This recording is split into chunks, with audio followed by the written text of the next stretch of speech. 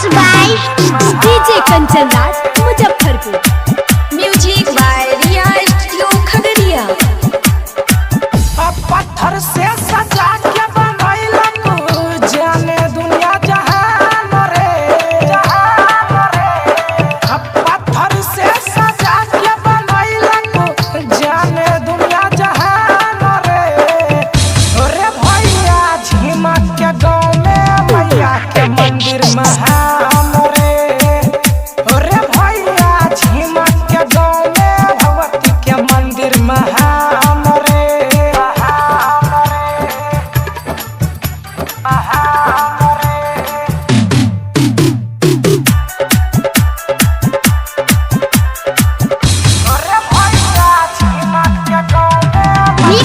DJ Kanchan Raj Muzaffarpur.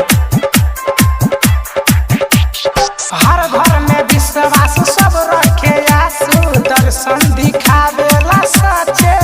रे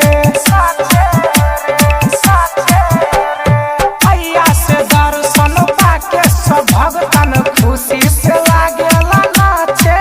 रे बीच गाँव में बसल बाटे झंडा के निशान रे बीच गाँव में बसल बाटे झंडा के निशान रे भैया झिमक के गाँव में मैया के मंदिर महान रे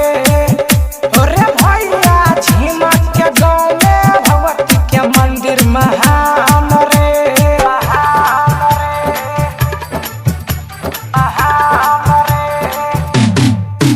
music by Riya studio Khagaria. भैया झिमक के गाँव में मैया के डीजे कंचन राज मुजफ्फरपुर। मैया के चढ़ावे है लगवा सब यादे फूल पानी और मिठाई रे सरजगिरी सरहे माई शरणु राइटर रविंदर गीत लिखाई रे विद्यार्थी राहुल के पूरा भइल रमान रे विद्यार्थी राहुल के पूरा भइल रमान रे भैया झिमक के गाँव में मैया के मंदिर महान